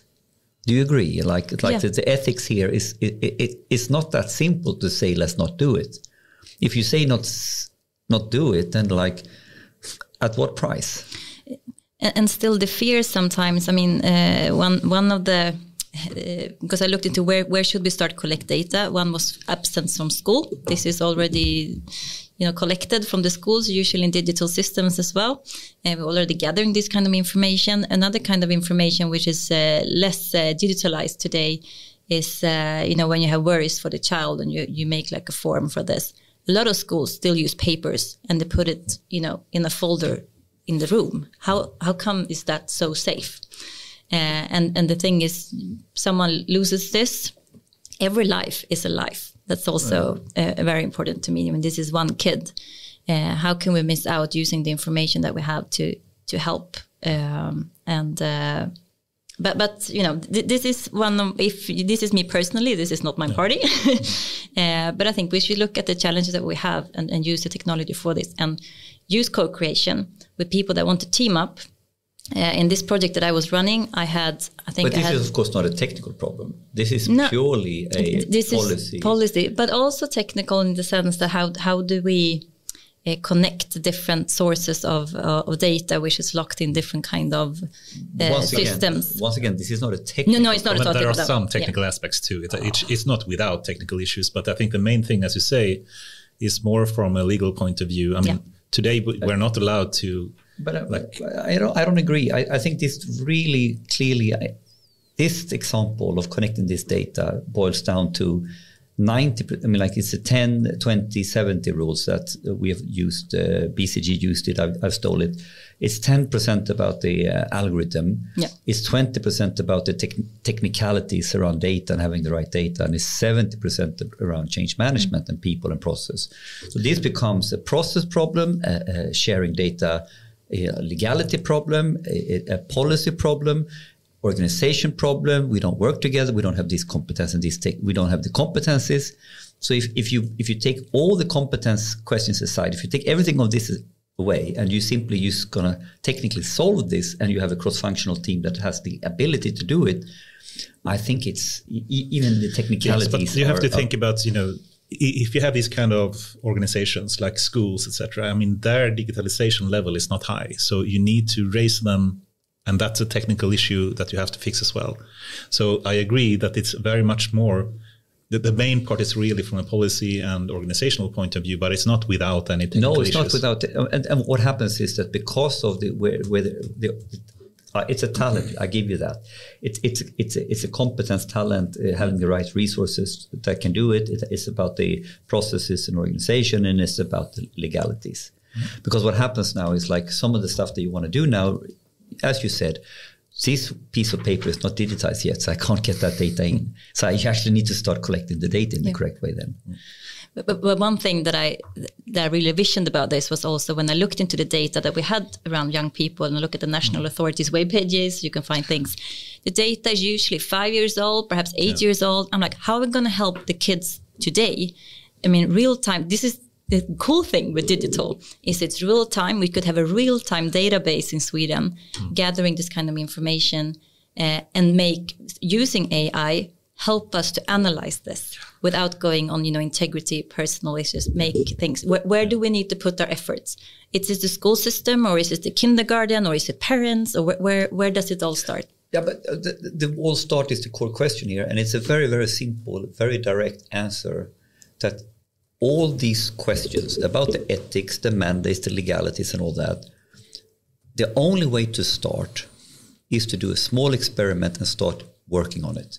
As long as you're talking about it, you have not started. No, that's why we wanted to do this. Yeah. So start with the experiment, because then one after another, the real problems will pop up and you need to solve them. And you solve them as you go along. Yes, this is the only way of doing it. That's the only way. But you need to have the right preconditions to even start this. So I guess also some people preconditions is a good one. Some people may not know that there are, legal restrictions on how to share data between organizations and authorities. You need to have the best in the room to do it. But there are movements, trying to relax this, right? Yeah, it is. And regulations are looking into this. However, it's more about how they can communicate people amongst these. I'm not sure how they're going to use the data and actually use AI to improve the work. It's more about, the teacher can talk with the social service person. But even here, from a techniques, like we now talk about fancy words like federated machine learning, how can we share data without sharing data? How can we have privacy preserving models? It's doable. But maybe I'm naive. This is, from a... I think there is a huge value that's locked currently in different silos. And if we could unlock that, the potential, I think, would be super good for a super important problem that we have in our society today. So I wish you the very best on this, and that you can actually get some movement in small steps forward. Yes. That's what I hope. But Anders, you used a very important word, precondition. Creating the arena, whatever you want to call it. And maybe that, connecting it back to what is the roles of the politicians, what is the roles of, what stance should we go? Maybe it's not about solving the issue, but creating the preconditions, creating the arena, creating the atmosphere, creating the legalities. This is the precondition. Yeah. That's why we need politicians like Liza-Maria. So and you need to co-create with the politicians so we make the right decisions. Should we? Time is also flying by here. So I was thinking about going even more philosophical potentially. So we can speculate here without having any truth connected to it potentially, but. If we flip the question here a bit, what we said, we can certainly see we have value locked into data that we can find a lot of value for. But then it can also result in ethical implications from doing this.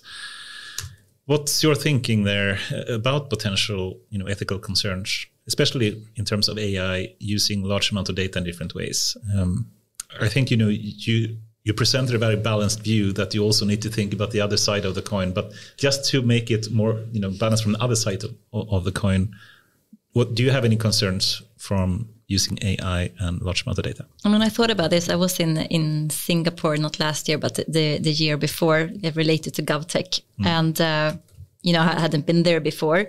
We had a long program. So when I wanted to take a night's walk, I was like, can I walk alone at like 1:00 in the evening by the seafront? Is it okay? Will I be safe as a lone woman, oh yes, the police will be there in like 5 minutes if something will happen to you, and I realized all the, the cameras and everything. And, we have on EU level also discussions about AI in cameras, for the big sport events, etc., to prevent terror from happening. We are moving towards a control society, and AI can help us to be even better at controlling, etc. So these are difficult issues, but I think this is not only for AI or using new technology. This control parts of legislation or everything, it's in every area. And sometimes we make it sound like it only has to do with the new technique and that kind of possibilities, but that's not really the truth. This is kind of ethical issues in everything that we are doing right now in society, due to threats, due to war in Europe, and due to development in China as well. So I'm trying to... That was a fluffy answer. Great. But we need basically to have a balanced view on this. Is that the way to... we need to have a balanced view, and I think... I think the most important reflection you made is that sometimes we go in and ask the question of what's the AI ethical considerations, and it's just, and I think what you pointed out, this is a broad societal ethical consideration where AI is a technique amongst many other techniques, where the core question is big in terms of balancing now the internal workings of a country versus the geopolitical topics, even with war, control of your citizen versus control and spy geopolitically. So I guess we can paint like a spectrum here. Yes. Either you go like far extreme China social scoring kind of system where you use all the data to basically hinder or prevent some rights for humans in an extreme. And I don't think any one of us want to go there, of course. But then you can think about the complete opposite as well, when you have no cameras anywhere and you can't even have a safe subway system or whatnot. And that's not either good. So there is a balance there you need to find. And I guess that kind of threshold where we want to be is the hard question, right? And that's where you need the ethics, and you also need the continuous conversations about this. And you need to have people from politicians and professions with different perspectives in the same room. So we're actually not building things that we will not be happy about in the future. But also, of course, the ethics will be used differently depending on the challenges in a society as well. But let me test another one and linking it back to this topic now. We're going to collect data on youngsters or whatever. And link it back to what we always say: don't regulate the technique, regulate the application, regulate what you're doing with it. And I would argue that here maybe is where we need to look differently on the regulation. So it's not about the collection of data for a very specific purpose that is clearly good. It's when we collect that data and we apply that data and use it for other integrity breaching topics. So maybe the regulation needs to be much more towards the application. So basically with this application, and then you need to have safety measures that the data doesn't leak or is not used rather. I mean, like GDPR, very specific. You're allowed to collect data with consent, but then you need to be specific what you're going to use it for. So isn't that the same kind of logic and argument that don't regulate the technique, don't regulate data is open, but it's open in relation to an application that we consent to. And this is maybe then a slightly different way of legalizing or looking at these topics. So there are sort of a way to get, everything is locked down, but there's easy way to get exempt. Or everything is open, but you need to be very, very specific where you're going to use it for. So it's a different mechanic here. What do you think about that? I mean, also, we don't want to have a society where politicians are abusing the system like that. So Liza-Maria wouldn't go and prevent, fair voting systems or whatnot, which I'm sure you wouldn't. But you see what I mean? It can be a slippery slope sometimes. Yes. If you start to use data in some way, yes, it can easily move to the next, and it builds up these kind of feelings of being safe. And sometimes it goes too far without even noticing it. It can be like boiling the frog. Suddenly the frog is dead without even noticing it. So we really need to be very mindful here in finding what are the proper guardrails. How do we make sure that it doesn't become a slippery slope, and we have some clear values saying this is too far. Yeah, and somehow, humans are able to make good and bad. So we need to have, system that somehow protect us or regulate us. So we will at least not go too bad. Well, okay, I'll try another angle then. What if this is only to some part around the policy and regulation on a high level, but then it's about implementation. So what we need to get to is to very, very strong process. And I'm actually working on the Data Innovation Summit keynote speak. And one of my storytelling I'm thinking about is like saying it like this: stop governing data, stop managing data. How can you say that? Start governing data work, start managing data work. So when we say AI ethics or data governance or AI governance, we're talking in the abstract around how we govern data. What we really need to govern is the people working with data and how we're supposed to work with data so we're going from a very fluffy idea to what is actual process, and how do we have guardrails, and how do we have structure, how do we have smooth processes, how I get support in guiding me in what I can do and not do with data. Do you see there's a distinction? Do we want to govern data, or do we want to govern data work? Do you see? I mean, so there's a mindset shift here maybe, because we're getting... Can you give an example? Yeah, so when we say data governance, all right, so we need to have quality data. Go to a large organization, and we use similar or the same data for many different purposes. So we take finance data and we use it to close the books. Then the data needs to be governed in a certain way to match out the books. And we can only use it in this way. And this is for the accounting. So we need to have policy around data work in relation to accounting. Then I go down and work with sales and pricing, and I'm trying to find the right price point on a piece of equipment. And I need to understand my cost. But here is a much more different problem, right? So we're doing data work where the cost dimension is just one part, and we're trying to do an algorithm or something else. So now we're doing something completely different, and we need to govern that data work. And so what is then data quality? Here the books needs to match 100%. That's the objective of matching out the books. Here is about finding a price point, maybe very fluffy, right? And it's hundreds of parameters. So what is then data quality? Can I have one policy and one process for both? Can I have one, we have a data quality policy and it's like this? Doesn't work. You need to govern the data work in relation to the problem you're having. So are you governing data, or are you governing data work? One way of looking at it. Interesting. Perhaps before we move to the final kind of futuristic question, I'd just like to hear quickly about your thinking about Sweden compared to other countries in the world, and then thinking about development of AI. What do you think about the current situation we have in Sweden? I think Erik Slottner has been clear that he's very concerned with Sweden lagging behind a bit.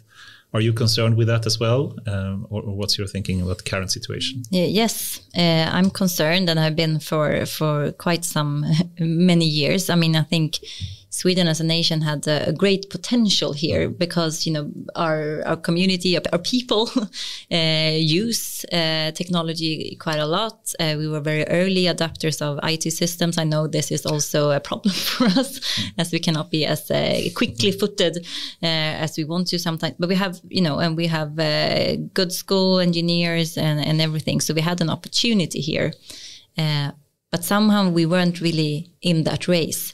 And when I have compared us to other countries, and even like Denmark and Norway or whatever, they invest more from the public perspective. They put a lot of public money into this. It's not going to happen without investments. And this is also where Sweden has been lagging behind for many years. So if we want to be one of the front runners, not only in the ethical discussion in the European Parliament, we can be that, of course, but really leading this. And I think because we are, in Sweden, we think we have great values here and everything, but we have a good, trust from many countries in the world. So I think also we can have, especially when it comes to technology in the public sector, we could be quite successful here in also exporting ideas. So I'm worried, absolutely. I think we will catch up in the race. But you mentioned investment as a key topic here. Elaborate a little bit more on that. No, but it's investment, of course, in knowledge. But I think there is this is not my profession, but there is an infrastructure to make this available. And if we just look into the political side of Sweden, we are very decentralized as a nation, which has made 290 municipalities, and they all own their own sort of structure and investments. Things are going too slow. From what I understand, when you look at countries such as Ukraine as well, they have invested in like a national infrastructure that enables innovation and the use of technology in a different way, which Sweden hasn't done. I'm very glad to hear you say that, because if you think about the AI divide that we're speaking about all the time, and seeing the latest kind of investments that Microsoft, for example, are doing. We had a news last week where they invest $100 billion into new compute infrastructure for Microsoft. And Sam Altman has spoken before about $7 trillion, like 3 times the value of the whole company. It's insane amount of money. We know Google has an infrastructure that is far beyond anything. And these kind of companies are just running away with having an infrastructure and compute that is far more than anything else. And a single company or a startup or a public authority have no way to come anywhere close. But if we start to collaborate, as you say, to build up some kind of common infrastructure that we can share in Sweden and perhaps in Europe in some way, then perhaps we can actually start to catch up a bit. Do you think that's something that we want to, or should we just join the giants and they will build it for us? It's a very good question, because they're obviously best at it. Yes. Yeah. I mean, I don't know how long the Swedish authorities have been trying to make, a video meeting platform that they can communicate. That's why we're still using Skype. It's a very good question. I love it, by the way. I think actually short term we have to join. We should join. A long term not. But short term, there is no way we can quickly catch up with it. But it also depends on what you're meaning with joining, because to use cloud infrastructure for one of the big boys in the short run is the only way to keep up, I would argue. But then you get to the long term of digital sovereignty. We had Eric Hugo here, who's a South African, and we talked also about, what happens with cultural values and ethical values in a country when everything is one language. I'll take an example. English is a very commercial language. English is a very consumer-oriented language.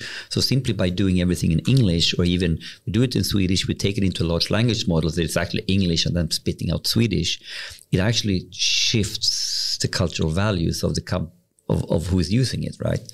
So there is a real point on digital sovereignty and keeping, those cultural values. But I think there is There's a deep question here when we say we need to have a common infrastructure. And this is a conversation me and Anders have had for years, even sitting in a bar using salt and pepper coins to discuss when do you start out in the local domain and when do you go central, and what is the mechanics of central investment versus using it distributed, right? So what should not happen is a pendulum that swings all the way back. Essentially, I mean, like, so the real problem we have is like we have 200 municipalities, and if everybody starts doing data and AI in themselves, we have talked about this in an enterprise setting, you're simply not going to get anywhere beyond Excel and Power BI because it's too hard and it's too big investment. So at some point you need to scale up platform perspectives. Now, the tricky point then is that the old way of organizing, then people think it should all be organized and the power should shift to the center. And this is also wrong because that's too far away from the business problem, we said. So how do you do federation? How do you do orchestration between platform and providing infrastructure which is self-service for the distributed domains? And it's also the type of infrastructure you need. I mean, for the low level, building hard drives or machines, you don't need to have a Swedish version of that. No. But the higher up you go and making sure that we can have the values that we believe in Sweden or in Europe, that is higher up in the infrastructure tech stack. And that is where we should invest. And that is where we in short term can actually have a common infrastructure that is having the proper legal demands that we need to have for Swedish authorities, for example. And that is something that can be built on top of the existing low-level infrastructure. And I think that would be a super fun or fast way to actually go about doing this. But Lisa, now we're getting into hardcore, nerdy, techie stuff, which is actually where the conversation needs to be in politics. So what Anders said now is profound. A tech stack from GPUs. Do we need to invent our own GPUs? Probably not. Can we go a bit higher? And then you get to a point, where do we move from generic technology to something that matters to our values and makes us unique or make us independent or make us own our own data? And clearly now, if you think about it, even the whole world is using Google or AWS or Azure. It's still fairly low, right? So everybody can use the same technology. Vattenfall is using the same technology as Google, or Scania is using the same technology as Google, but it doesn't make them Google.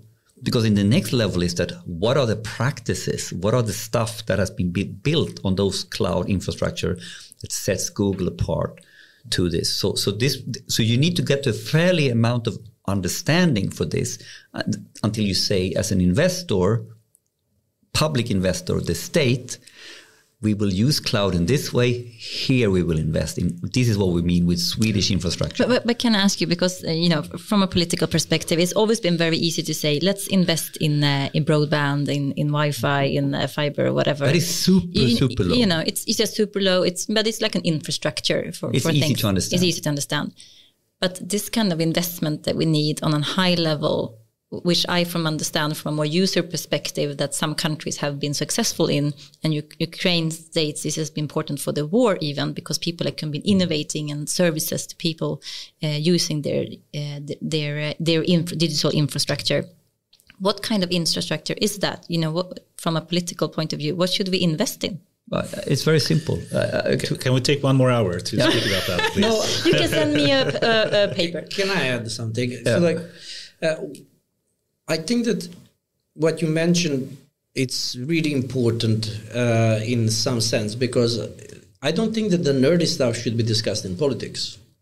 The politics, and when you mention as well about digitalization is about infrastructure, about building a road that people can actually drive to. And then there will be entrepreneurs that will build, benzinmacka or whatever it's called, like a benzene station, and then a coffee shop or whatever it is. And when we are talking about, in my belief, in Sweden gaining to this, is one, creating public-private partnerships. Because there is a lot of industries that basically would love to keep up with the market right now, but they need to have incentives so they can build. So if the politicians gives them, hey, we are going to go hard on AI, right? Here is the investment. private-public partnership. Give us the best things that you can do to build. Make a fund for a startup company so they can build the next Googles in Sweden instead of in United States. That is how we're going to catch up. The politicians doesn't need to do the infrastructure. The private sector will do it, and then we will use it. That is how we did Saab. That is how we did. But I want to go back to. Sorry, but I really want to go back to Liza-Maria's question, because I think it's a really, really important question. What infrastructure are we talking about? And this is where you need some knowledge to differentiate between the apples and the pears. It's not just fruit. We're talking about fruit. Yeah, but which fruit? Mm-hmm. Right? Yeah. And when I say it's super simple, I can give you a pointer that you don't need to do anything else than go to Scania and ask them how they are looking at this problem. And they are working on this problem for the last 10 years, and they have an idea how to solve it. And it's just the same. It's the same problem. In a nutshell, if you can imagine, one of the big problems is that you're not going to have super data engineer talent everywhere. Okay, you're going to have super data engineer talent somewhere, and you're going to have less experienced people that needs to kind of be engineers, but they can't be expected to be superstars. They're not unicorns. So we need to create ideas on how we create infrastructure. Well, we buy infrastructure in terms of Google and get them. But what they are doing as an enterprise is deciding on what are the standards, the practices, the processes, what is the experiences that we want people to adhere to. So then they build what is called infrastructure as code. They build an experience on top of this that then is used by many different departments. And we could speak much more about this, and we actually should. But I think a good starting point, there is a government initiative called Offentlig AI. They actually started working a bit in this direction. And if we could have more investments in that type of initiatives, I think we would be on a great start. So that, I think, would be a great way to start at least. Yeah, and so there are projects, and there are actually answers to this. But you did now, you asked the right question. So Erik Slottner needs to ask the right question. You can't be broad brush on this and say, oh, we need infrastructure. And then the knee-jerk reaction, infrastructure means broadband, right? That's what so now we have moved up in the stack, so to speak. But we need to now, when we invest, carefully not go too low and not go too high. So, but I think there are answers here. Yeah, hard to stop speaking about this. I love this topic. I think this is where I would like to have Erik and everybody for 5 hours, and No, not on the pod. 2 hours on the pod, and then at least 5 hours afterwards. Liza-Maria, there may be a future where we have AI that are super intelligent, that are not only human level intelligence, but far beyond. That is more a single AI system, maybe more intelligent and knowledgeable than all humans combined. For one, do you believe that will happen at some point? Close, at least. And that's just, when I look back my grandma, what kind of society she lived in and what it's like now. Well, it's possible. Let's assume, just for hypothetical reasoning here, that it will come a point. Some people believe very shortly, in a couple of years, others like decades, and other people never. But let's assume it will. What do you think will happen then? We can think two extremes here. One is the Terminator, the Matrix, a dystopian future where machine will try to kill all humans. Or it could be the other extreme, where we have AI that will provide more or less free energy. They have solved a lot of medical issues that we have and cured cancer. We will have basically a free, or more or less free, products and services being provided to us. We live in a world of abundance where we're free to pursue our passion and creativity as we choose. We don't have to work 40 hours a week and so forth. That's the other extreme. Where do you potentially think it can be? Will it be more to the utopian kind of future or dystopian one? Well, I have to be positive when it comes to the future, because then again, it's us who is going to run this and create what future we will see. But to get there, we need to be value driven. Otherwise, we will lose track. Love that answer. Love that. Awesome. With that, thank you very much, Liza-Maria Norlin, for coming here. And great questions. I loved the discussions we had. And thank you very much for coming. Thank you so much for having me. Think so. Thank you.